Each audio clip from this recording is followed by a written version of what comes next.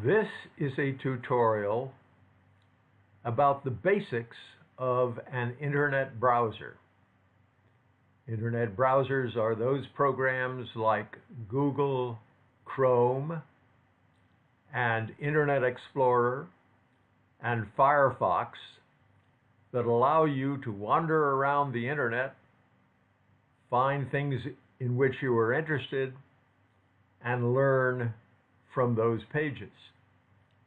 I've chosen Google's browser because it's the one I use, and I think it's more common than most in new users' computers. And the things I cover here will be relatively similar in Internet Explorer and Firefox, which are the other two that are commonly used. So, let's start. What do you see on an internet browser? Well, the first thing you see, or should look at, is this section up here, which is the address of the place where you are on the internet. It always starts out with HTTP, and if it's a secure site, it has an S after that last P. Then it goes : / and gives you the actual address of the place you've gone to. This is www.google.com, and that is Google's search page. And you can type anything in here in the search, and Google will find you a lot of places that match what you have typed. Above that address bar, you will find one or more tabs. And each tab, when that is the one that you have selected, will show you the web page for that tab. As I said, this first web page is Google's search page. The one right next to it, I can go to by simply clicking on it. That one is YouTube's homepage. It has all sorts of videos on it, and if I clicked on any one of these, that video would play. The next one after that I have put up as a demonstration is Yahoo Finance, and that shows you what the stock market is doing today, showing you the progress of the S&P 500 while the stock market was open. I'm recording this at 2 in the afternoon, an hour after the stock market closed. So it shows you what the S&P 500 did, what the Dow Jones Industrials did, what the NASDAQ did, and what the Russell 2000 index did. Now, let's drop down to, and before I go on, you can get another tab up by clicking this plus sign over here, and it will take you to whatever this particular showing of Google has shown as the home page. It is Google's search page.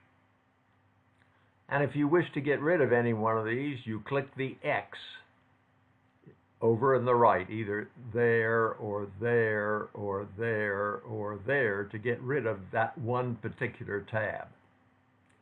There we are, back now at Yahoo Finance. So now let's drop down one level and go through all the things on this bar. That will cover just about everything that I'm going to cover today. The first thing on this second row is an arrow, which is the click to go back or hold to see history command. If I click on this while I'm in the YouTube page, it will take me back to the place that I came from to get to the YouTube page, which was, in fact, the Google search page. And the next arrow is the one to the right, which says click to go forward. So if I click here while I'm in this particular tab, it will take me back to the YouTube page. The next one says reload this page. And if it is in the process of reloading, it turns to an X. And if you click that X while it's in the process of reloading or loading, you will stop it right where it is. The next is a little house symbol, and it tells you to open the home page. And if I am in the YouTube page and I click to open the home page, I will get the Google search page. And now I can go back to the YouTube page by the clicking to go back arrow. We've covered the address bar, but just to the left of the address bar is a symbol that you can use to save this particular place. I'll show you that later. This symbol right here also gives you information about the site that you're looking at. You see that the symbol right now looks like a padlock. Well, if you click on it, and then you click on Learn More, it will tell you what that symbol means. If it is a padlock, it means that it is secure. If it is a circle with a little I in it, it means that it has information or it is not secure. And if it has this red triangle with an exclamation point in it, you need to stay away from that because it is not secure or dangerous. And you can get the details of all of that down here if you care to. Now, going all the way across the address bar, we come to the next item which says Zoom. And I can change the size of this display by clicking here and making the text smaller or making it larger again. Next is the, wait, let me get rid of that. Next is the Bookmark Star. This is very important in all internet browser pages because you will find that certain places that you go on the internet, you want to be able to get back to quickly. And in order to do that, if you're on a particular page and you decide that this is a place that you're going to want to come back to regularly, you click this star. And if you click it, it will allow you to give it a name. Right now it's given it a name of 85 in parentheses YouTube, which I'm okay with. And it would go in a YouTube folder. I'll talk more about folders of bookmarks in a minute. And this tells you where to put that bookmark. Typing the escape key, I get rid of that pop-up window and we're ready to move on. The next item in this row is something that I have put in there myself to do a particular thing that is available. In this particular case, it makes a tiny URL. In other words, it takes the address, which here is pretty simple. It's only 1, 2, 3, 4 spaces separated by dots, or 1, 2, 3, 4 groups separated by dots. But many a time, the address for a particular place that you're looking at, if you've given it certain parameters to adjust in that looking, that address could be as long as this whole address bar. And that gets pretty hard to type and write down and save or send to someone else. So there's a thing called a tiny URL. URL is the address. If I click on this symbol, I'll get a box with a custom URL, and if I copy that and save it somewhere else or send it to someone by email, they will be able to go to this page from that address.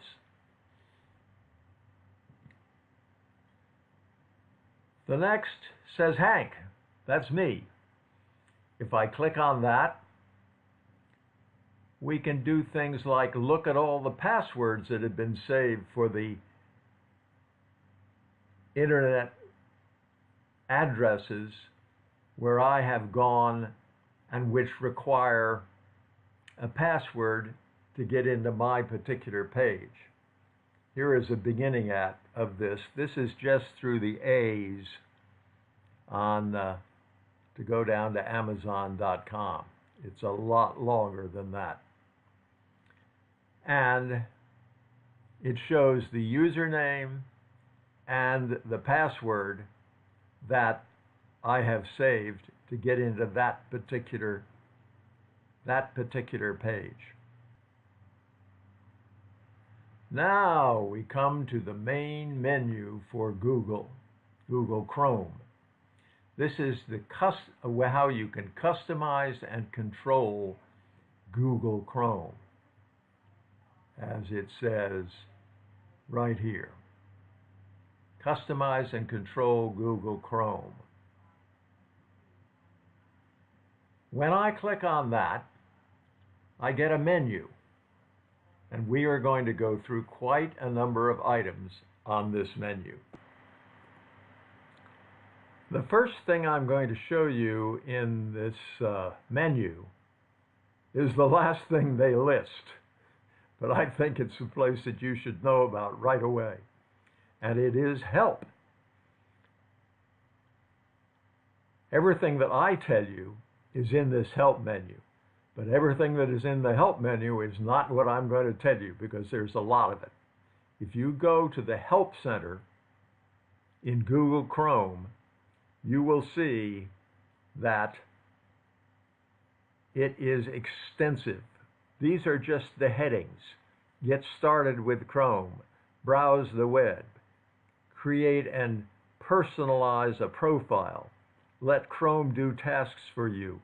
Each one of these has a number of subheadings that you can go to find the answers to the questions you have at the end of this presentation.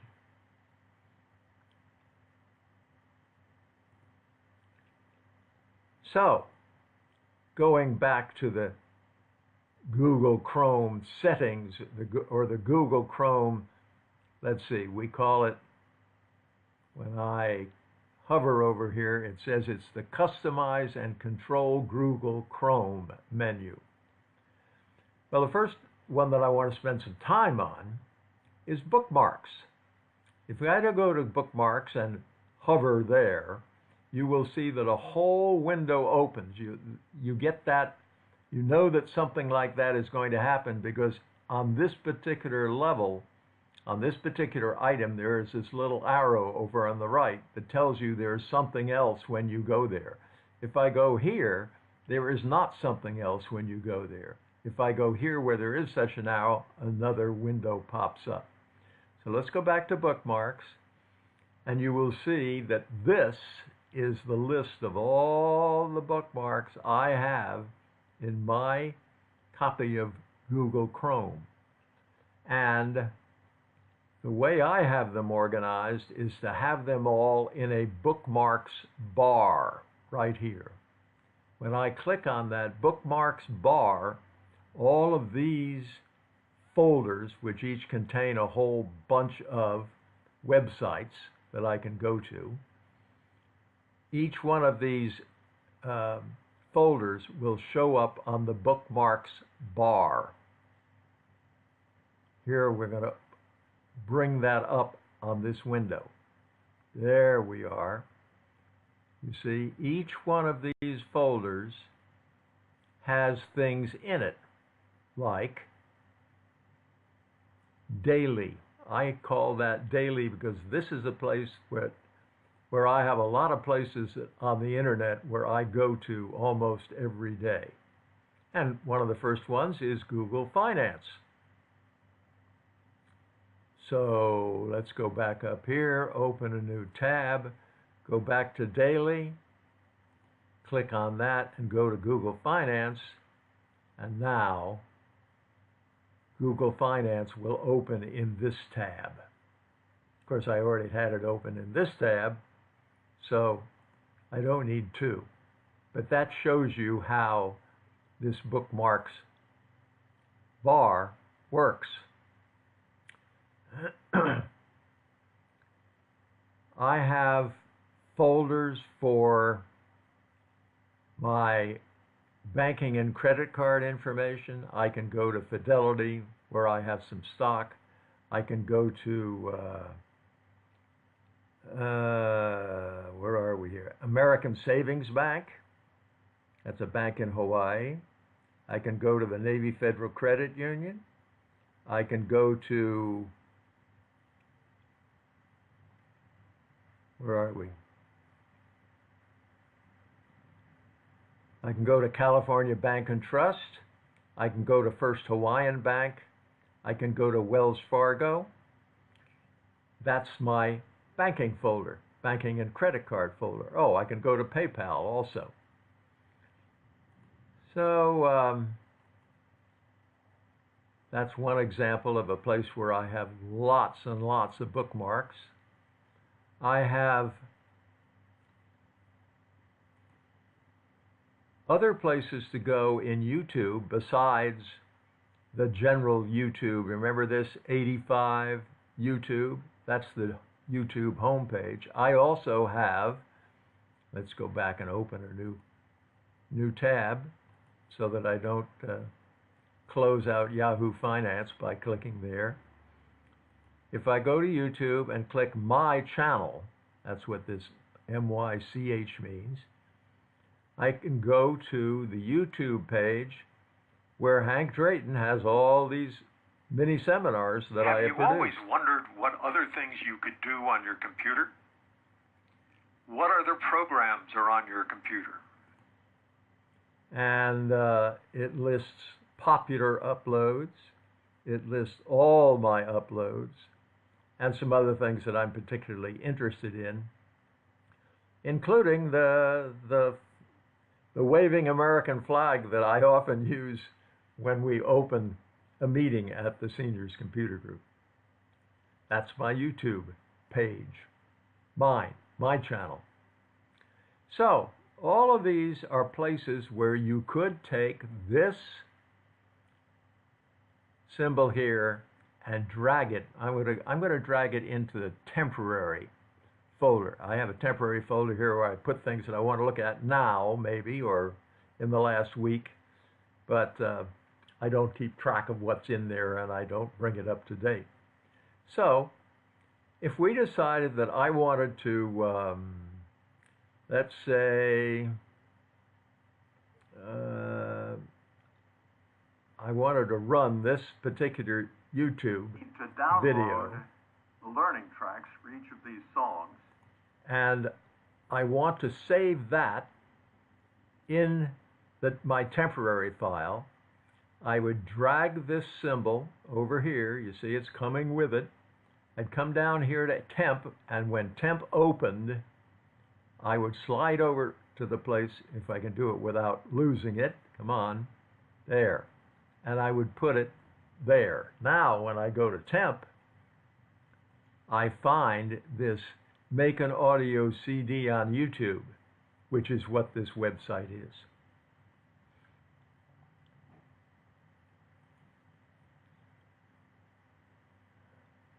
And my number of bookmarks is just huge. But I can remember where they are, and they're in general alphabetical, these folders. So I can go down to, let's see, medical and dental. I can come over here and I have a way of contacting my doctor through the internet, right there. Right there. Or I have a way of getting to Express Scripts, which is a program that lets me order medications online and have them mailed to my door. I have lots of things that are very important to me on this Bookmarks bar. The other item that I'm going to show you some detail on in this Google Chrome menu is settings. When you come down here and click settings, you get a new window that does lots of things. It tells you about the passwords that I have saved, for example. And I can go back by using this back arrow. It tells you and controls the appearance of the Google bar, of the website. Gives you the themes that it is. It allows you to select the home button. It allows you to decide what you display on startup. In my particular case, I open a whole set of pages on startup. One is the Motley Fool's Mechanical Investing Board. Another one is the inbox for my Gmail. Another one is the inbox for my AOL mail. Yahoo Finance, which you have seen. Some music to entertain me while I'm doing other things on the internet through Pandora. And the calendar for my vacation rental on Kauai. And if I go down here and click Advanced, it will take me to all sorts of other things about whether I want to turn on Chrome sign-in, whether I want to accept cookies, etc., etc., etc. What languages I want it to be in, how I want to accept downloads when I download something from the internet, and all sorts of other things that control how my display of Google Chrome works.